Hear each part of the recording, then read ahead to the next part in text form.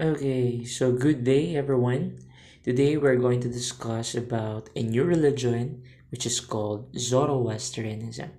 So I just have to remind you that this discussion is for my UMS 1-1A and UMS 1-1B students in STI General Santos City.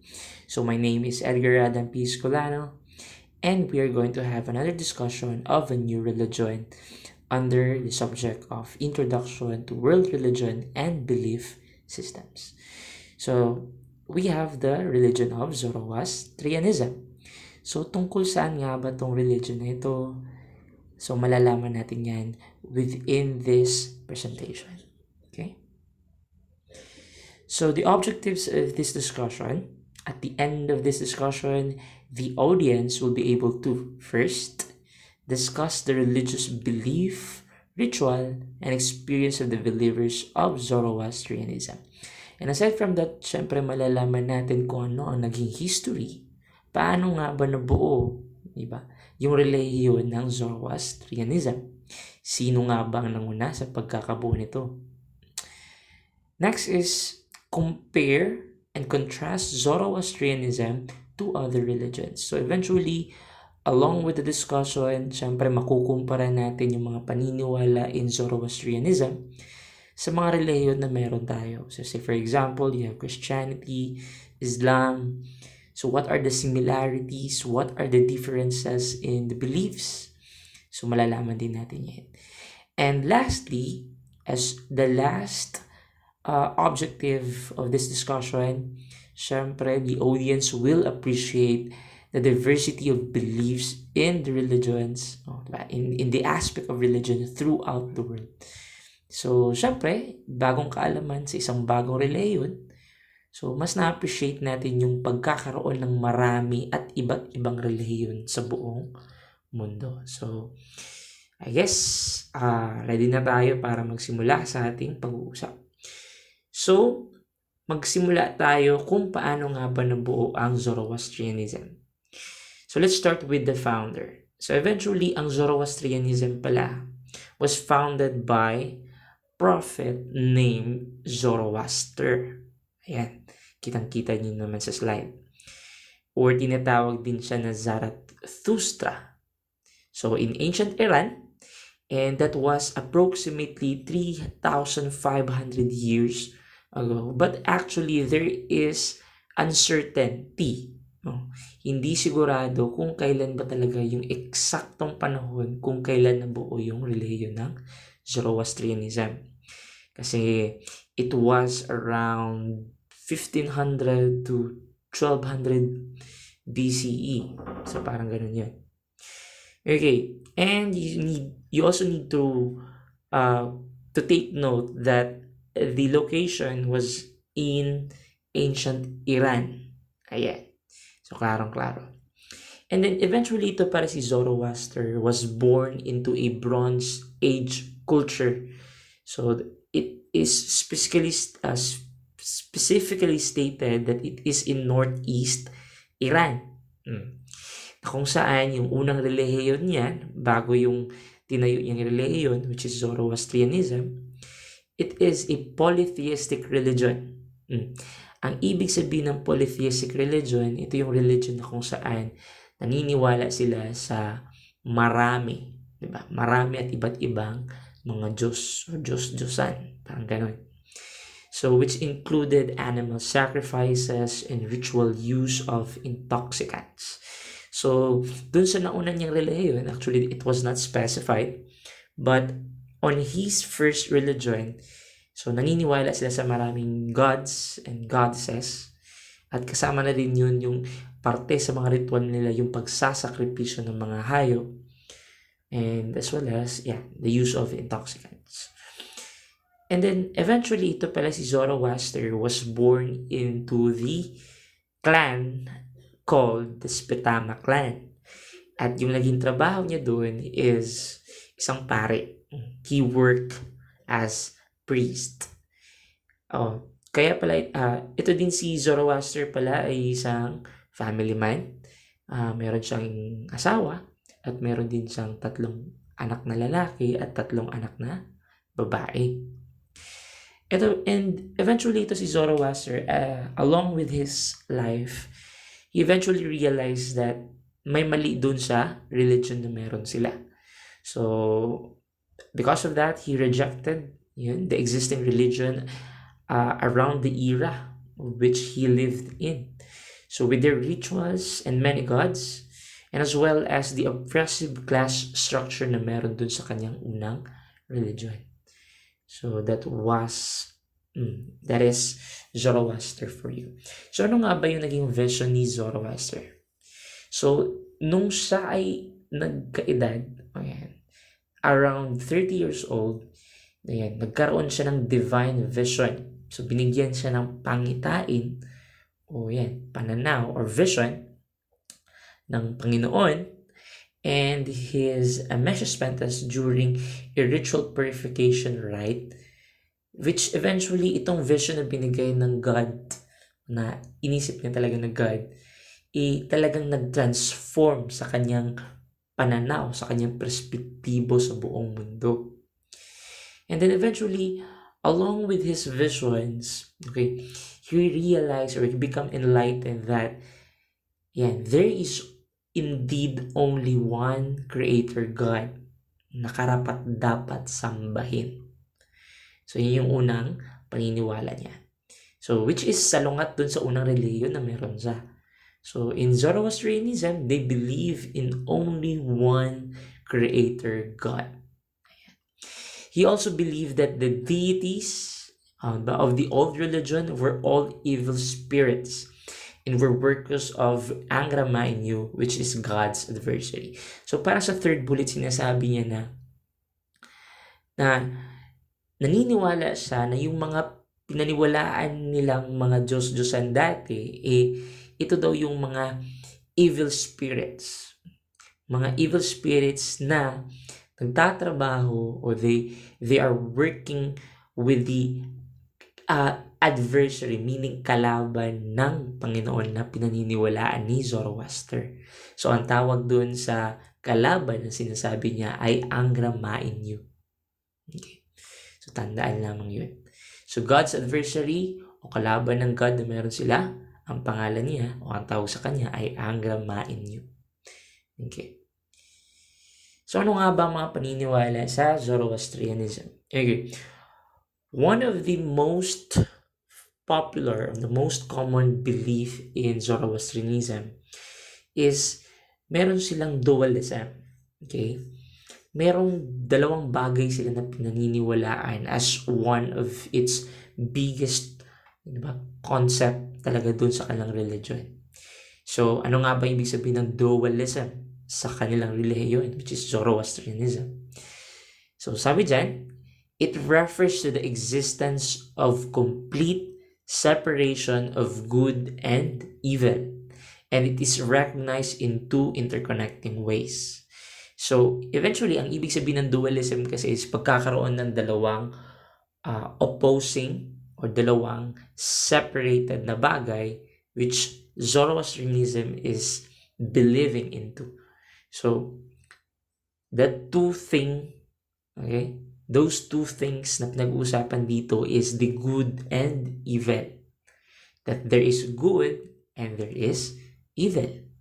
And dalawang pagkakaintindi dito. First is cosmically. Ano nga bang ibig sabihin ng good and evil in terms of cosmic, the cosmic aspect? So cosmically, pag sinabing good and evil, these are two forces within the universe. So itong dalawang puwersa sa mundo na meron tayo, sa realidad na meron tayo na nagkakalaban. Okay? They're opposing each other. Pero, aside from that, meron din tayong tinatawag na morally. That this good and evil does not only exist in the universe, but as well as within our mind. Okay? So, pag sinabing cosmic, it might be referring to the universe, sa mundo, sa reality, good and evil. Pero pag sinabi morally, tumutukoy ito sa good and evil sa loob ng isipan ng tao. So, ganun yun siya. So, pilit natin, iintindihan natin yan with the later slides. Okay, so let's start with cosmic dualism. So, pag sinabing cosmic dualism, it refers to the ongoing battle between good. Andyan yung pangalan ng good. So, si Ahura Mazda. At ng evil, which is si Angra Mainyu within the universe. So, parang sinasabi niya that the good, okay, yung parang God na meron sila, which actually represents the good things, the good forces in the universe, sa mundo, diba, that happens. And as well as we have the evil, diba, the God that promotes evil forces, which is si Angra Mainyu sa mundo na meron tayo. So, sabi dyan sa pangalawang slide, sa pangalawang bullet, Angra Mainyu is not God's equal opposite. So, it doesn't mean that there is good and evil and we have this God or the creator God na sinasabi ni Zoroaster at saka yung kanyang kalaban na si Angra Mainyu. It doesn't mean na sila ay pantay. Hindi naman niya sinabi na pantay sila. Ang sinabi lang ni Zoroaster, itong si Angra Mainyu ay kalaban niya. Okay. So, ayun. Rather, it is the destructive energy that opposes God's creative energy. So, itong palang puwersa na tinutukoy ng good, it refers to that creative energy na ginagawa ng kanilang Panginoon. So, creative. So, pagbibigay ng buhay sa mundong ito. So, birth, yan, buhay ng mga hayop, ng mga halaman, and their continuous, di ba, existence in this world is God's creative energy. And syempre, ang tawag dun sa creative energy na yun ni Ahura Mazda ay tinatawag na Spenta Mainyu. So, yun, napapanatili ng good energy or the Spenta Mainyu yung buhay na meron ng bawat organismo sa mundong ito. So, syempre, bilang kabaliktaran ng good forces or ng creative energy, so therefore we have the destructive energy of Angra Mainyu. So kung si Ahura Mazda buhay ang binibigay niya, so si Angra Mainyu naman ay siya yung nagpapawala, pumapatay sa buhay na nandito sa mundong ito. So death, calamities, all of those things that, di ba, na nangyayari sa mundong ito na maaaring kumuha sa buhay ng isang bagay, that could be referring to Angra Mainyu's destructive forces. So, ganun yun sa cosmic dualism. Yun yung ibig sabihin ng good and evil sa cosmic. Good and evil sa universe na meron tayo. Okay, next is, we have the moral dualism. So, ito naman yung good and evil sa loob ng isipan ng tao. So, sabi dyan, it refers to the opposition of good and evil in the mind of mankind. So, sa loob ng isipan natin. So, sabi dyan sa pangalawang bullet, God's gift to mankind was free will. Yan daw yung naging regalo ng Panginoon sa atin. Yung bigyan tayo ng sariling desisyon. So, therefore, man has the choice to follow either the path of the evil or the path of the righteousness. Okay, so those are our choices. Doon natin ginagamit yung ating free will to choose between those two things. So the path of evil, syempre if we follow that kind of path, eventually it will lead us to misery and ultimately sa hell o yung konsepto ng hell. We all know that when we say hell is a place wherein punishment, diba? That its purpose is for punishing people or punishing things. Well, yung path naman of righteousness or being righteous, it leads to everlasting peace and happiness in heaven. So, ganun yung sa moral dualism. So, eventually, ano nga bang ibig sabihin ng pagiging evil and pagiging righteous? Siyempre itong mga bagay na to, ang nagiging basehan nito is kung ano yung ginagawa ng tao. So we really need to do things that are righteous and we should avoid doing things that are evil. So, ayun. Ganun lang ibig sabihin ng moral dualism. Okay. Okay. So aside from the dualism in Zoroastrianism, they also have this creed. Okay?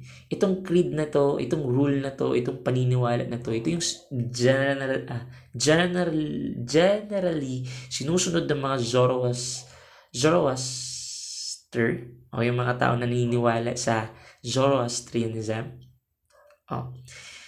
that good thoughts, good words, therefore it will lead to good deeds. So eventually, ibig sabihin lamang nun, you should have good thoughts because our thoughts will lead into words. Diba? Kung anong iniisip natin, eventually yun yung sinasabi natin. And what we always state or ano yung sinasabi natin, eventually it will turn into deeds. So in short, what we act is based on what we think. It's therefore, you should have good thoughts and eventually your actions will follow. So ganun yung parang ano yan, morality. The basis of morality in Zoroastrians. Ayan pala yan. Zoroastrians. Okay.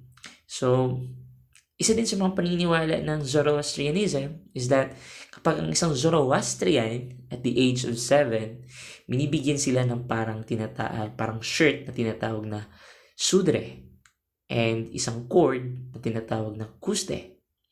And that is part of their initiation ceremony. Initiation ceremony bilang pagtanggap o pagbibigay na ng commitment sa relihiyon na meron sila. So, ano nga bang ginagawa sa seremonya ito? Itong initiation ceremony. So, first is they tie itong cord around the shirt. Yung tinatawag natin ng sudre 3 times to remind themselves of the mentioned creed. So, yung cord na parang mahabang tali, iniikot. Okay? They tie it around the shirt 3 times. So, the 3 times of tying it around dun sa shirt, it actually reminds them that yung creed na sinasabi ko kanina. So, good thoughts, good words, and good deeds. And then after that, from then on, they traditionally perform this ritual with prayers several times a day. So, yun yung ginagawa nila as, I don't know, maybe on a daily basis or maybe just part of an initiation ritual. Or maybe, after the initiation, yun na yung ginagawa nila on a daily basis. Next is we have man and God. So, what is the relationship of man to God under the religion of Zoroastrianism? So, sinasabi dyan sa first bullet that unlike some religions, some other religions, where man is God's child or God's servants, which is actually true. Say, for example, you have it in Christianity. Parang sinasabi doon sa Christianity that tayong lahat ay anak ng Diyos and that we need to serve our God. Pero, unlike in Zoroastrianism, man is considered more as a God's helper. So, ibang pagkakaintindi nun. It doesn't mean that you are a helper, then you are automatically a servant. So, parang they are trying to put up the concept of man sa posisyon nito. So, hindi lamang sa isang mere na servant or as a child. It is, man is a helper. And, nagbibigay ng assistance, ng help, para ma-realize yung kagustuhan ng Panginoon nila sa mundong ito. So, sabi dyan, that on the second bullet, through man's positive choices, sa pamamagitan daw ng mga positibong desisyon natin sa buhay, evil will be eradicated and God's paradise on earth will be established. So, if we just keep choosing choices that are positive and that are good, and eventually evil will be eradicated, will be destroyed, will not exist in this world if everyone is doing what is good. And by doing so, what will happen is yung paradise or yung konsepto ng heaven na sinasabi sa Zoroastrianism will be established. Diba? We will experience the same thing even though we are still in this world. So parang ganun yung sinasabi sa paniniwala sa Zoroastrianism. Another idea is that men and women, rich or poor, and young and old, are all seen as equal. So, pantay-pantay ang lahat ng tao regardless of gender or sex, regardless of wealth, whether you are rich or poor, and that is regardless of the age, whether you are young or you're old. So everyone is equal in the eyes of their God. So one only surpasses the other. Pero meron siya konsepto ng pagiging lamang ng isang tao sa ibang tao. Pero yung tinitingnan niya is through their righteousness. So kahit sabihin natin na pantay-pantay ang lahat ng tao regardless of many factors, what makes them different is the degree of righteousness. Sino ang mas righteous, sino ang mas less righteous, sino ang masama. So those are the differences of man in this world. Hindi sa mga material na bagay, kundi sa pagiging mabuti at pagiging masama. Very good. Okay. Next is, so tapos na tayo sa beliefs, mga paniniwala, o sa mga basic na paniniwala ng Zoroastrianism. So we're going to proceed with rites and rituals. So let's start first with what they call the Navhote. I really don't know how to pronounce it, but how I read it is Navhote or Navjote. I really don't know, but that's what it is. So first idea is that this is the initiation ceremony where a child between the ages 7 to 12 years old, so he or she receives his or her sudre and kuste and eventually performs the kuste ritual for the very first time. So, sige nga. So, yun palang tawag dun sa initiation ceremony sinasabi kanina, which actually starts around 7 years old. So, nakukuha ng bata under this age yung pinakauna niyang sudre and kuste and performing for the very first time yung ritual na sinabi ko kanina. And then, next is the child will have already learned the daily prayers and will engage in ritual washing as part of the ceremony. So parang, ang nangyayari is parang, kung ikukumpara mo siya sa reliyon ng Kristyanismo, parang baptism ang nangyayari. Initiation kasi. Diba? Parang sa Christianity rin. So, eventually, upon doing this initiation ritual, so it is assumed or it is expected for the child to, diba, already learned the prayers that they need to pray. So, part na yun ng kanilang ceremony or expected na yun sa bata kapag gagawin na nila itong seremonyang ito. So, the ceremony is performed by a mobed. So, ang mobed na yan, ang ibig sabihin yan ay priest o pari. And this is obligatory for all Zoroastrian families. So, eventually, itong ritual na to is basic and it is required for every Zoroastrian families. And you also have to take note that this initiation ceremony cannot happen not unless it is performed by a priest. So, I mean, that's general or that's given. Lahat naman yata ng ritual. I don't know sa ibang religion, but commonly, pari naman talaga o kailangan talaga ng pari para gawin ng isang ritual. Okay. Next is, sikat din pala ang mga Zoroastrian for their tradition of exposure or the laying out of the dead. Diba? Parang yun. Nakakatakot yun. So they have this tradition in their religion that they expose the dead into the public without actually covering them. Kaya nga, exposure eh. So, naniniwala kasi sila. So, they believe that as soon as the breath, yung last breath, has left the body, so, yung katawan daw, it becomes impure. So, you have to remember that death, di ba? yung destructive forces to make an organism lose his life, then parang corrupted yung bagay na yun. Parang sinasabi na masama yun. So, ganun. So, parang sa Zoroastrianism kasi, ang kamatayan ay isang masamang bagay. Diba?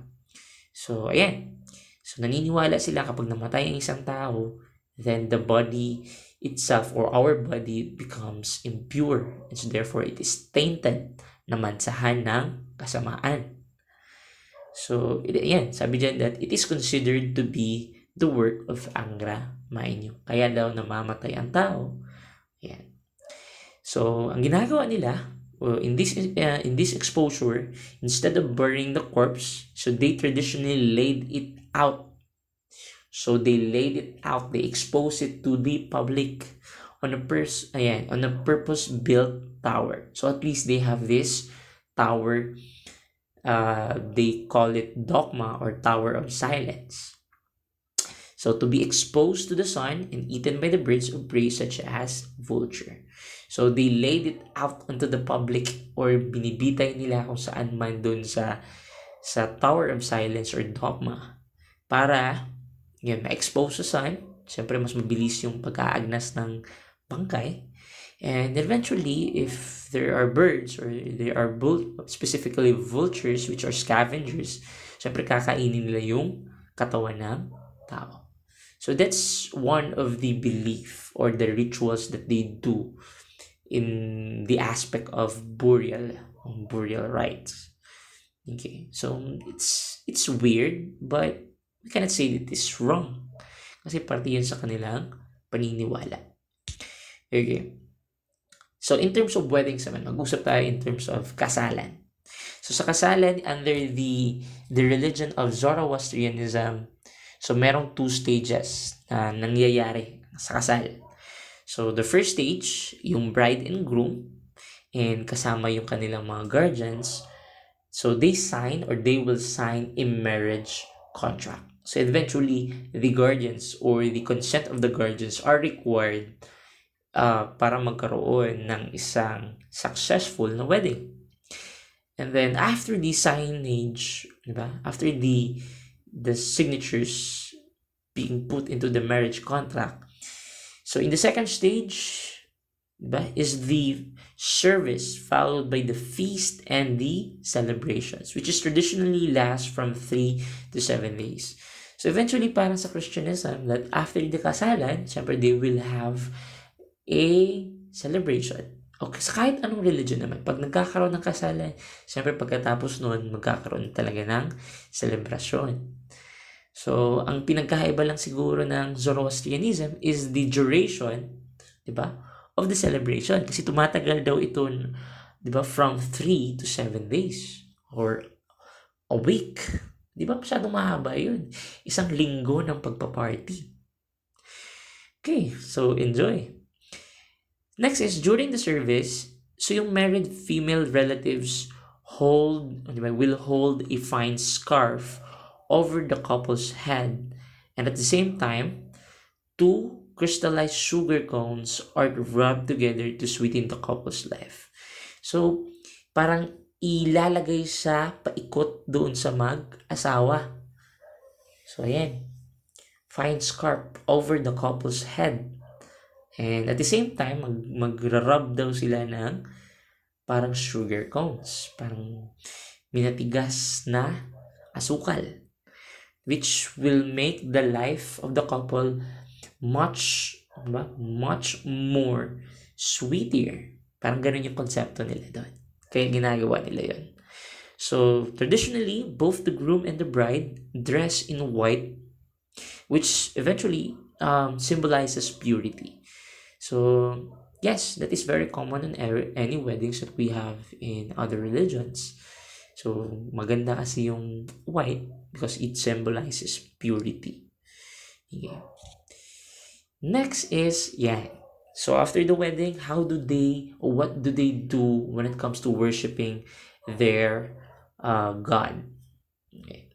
So, itong Zoroastrians are not fire worshippers. So, hindi nila sinasamba yung apoy. As na kagaya din ng sinasabi ng Westerners daw na ganun yung ginagawa nila. So they wrongly believe, but they do believe that the elements are pure and that the fire represents God's light or wisdom. So parang mali daw kasi yung pagkakaintindi nila. Okay? Para sa Zoroastrianism, how they express their faith into their Lord, siguro they use fire. Diba? Yung fire na yan na nire-representa yung wisdom ng God na meron sila. So therefore, fire is a sacred thing sa relihiyon ng Zoroastrianism.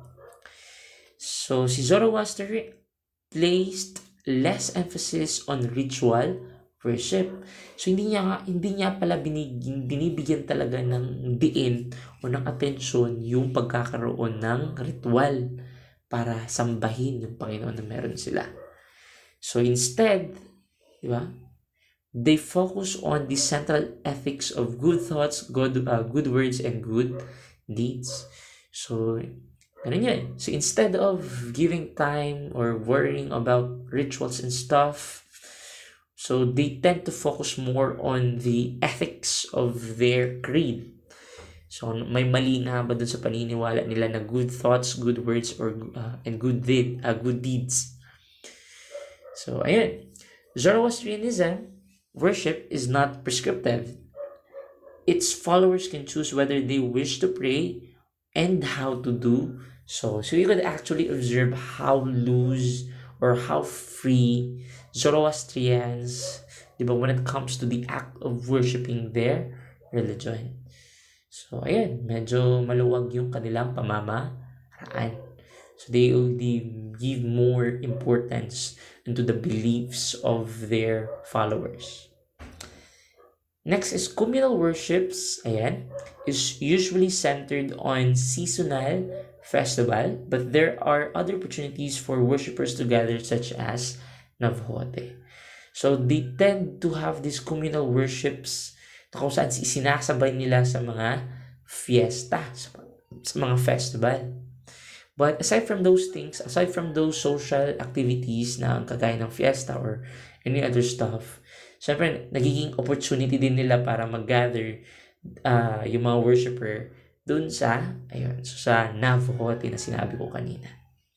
So at the very least, they have an opportunity to somehow assemble themselves as part of their religion. Okay? And I guess that's it. Thank you very much for listening.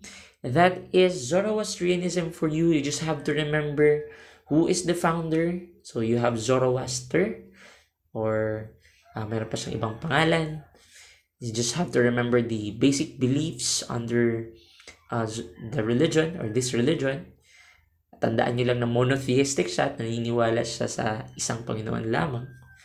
And that they believe that there are good and there are evil in this world, creative energy and the destructive energy. So that is the difference between the two. So yung good and evil does not only exist in the world, but as well as on each of our minds. Merong ganun. Okay. So thank you very much for listening. I hope you got something out of this discussion.